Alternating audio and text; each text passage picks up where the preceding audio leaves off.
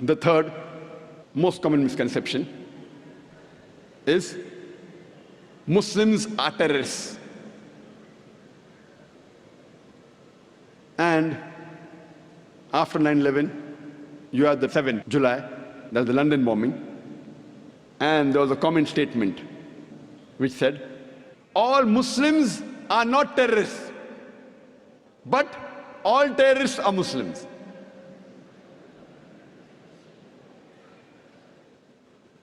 And it was very common on the media, and that gave rise to a new lecture of mine, is terrorism a Muslim monopoly? Time does not permit me to speak in detail about is terrorism a Muslim monopoly, but you're most welcome to see on the Peace TV or on our website. We know from the media that many a time two different labels are given to the same individual for the same activity. For example, more than 60 years back, there were many Indians who were fighting for the freedom of the country. These people, by the British government, they were called as terrorists. But we common Indians, we call these people as freedom fighters, as patriots. Same people, same activity, but two different labels. If you agree with the view of the British government that they had the right to rule over India, then you have to call these people as terrorists. But if you agree with the view of the common Indians that Britishers came to India to do business, they have no right to rule over us, then you have to call these people as patriots, you have to call these people as freedom fighters. Same people, same activity, but two different labels. And I very often attend the media, and while having interaction with the Indian press,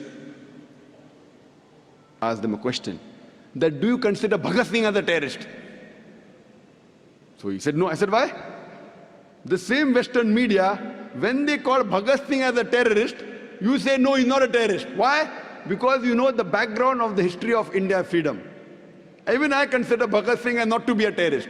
But the same Western media, today, when they call Muslims terrorists, why do you agree? Have you done research? They started to laugh.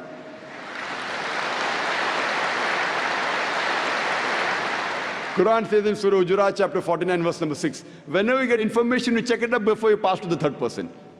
The point to be noted is that when the British government called Bhagat Singh a terrorist, you didn't agree. Now why do you agree with them?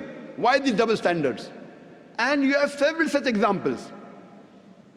When we read the history of the American Revolution, in 1775, during the American Revolution, George Washington, he was called as the terrorist number 1 by the British government when the British was ruling America.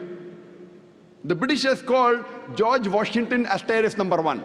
Later on, when America gets its freedom, George Washington is made the president of USA. Imagine, terrorist number 1 becomes the president of USA.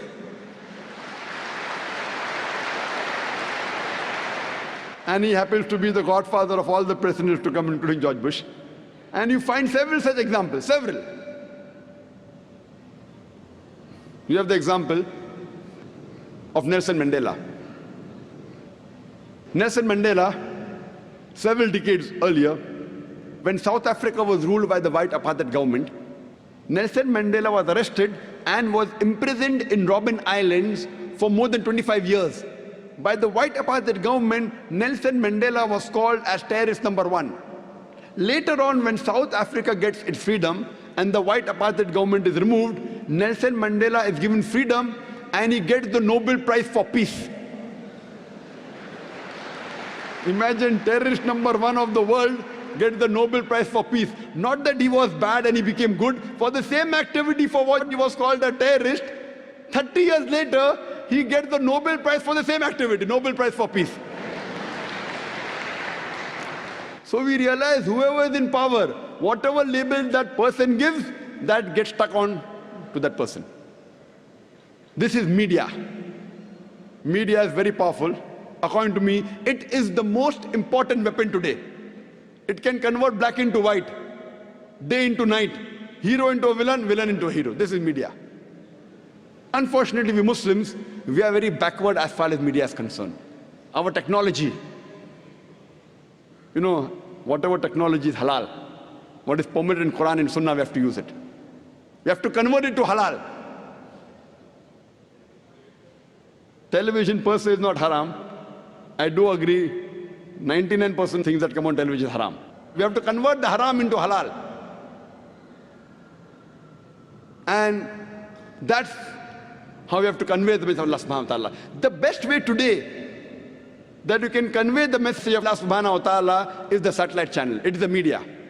At least we can give shahada, we can tell on the day of judgment to Allah subhanahu wa ta'ala, at least we tried our level best to let the message of Islam reach every home, or at least as many homes as possible.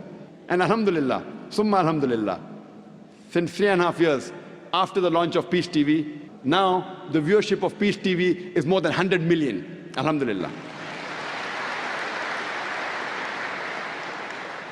People may be wondering that, why are there so many cameras? People are saying, why 12 cameras required? One lecture, one man, 12 cameras. One man and 12 cameras. The television channels say, we only use 2 or 3 cameras. 12 cameras because we want to present Islam in a beautiful manner. When you have rock show, that time 12 cameras, no problem. When Dai gives a lecture, why only 2 cameras?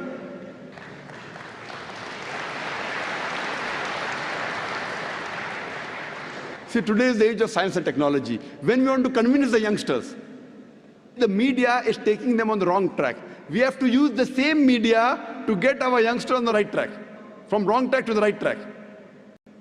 And believe me, we know, I agree, that majority of the media is haram. But as long as we don't break any rule of the Sharia, of the Quran and Sahih Hadith, we can use this media to the benefit of the spread of Islam.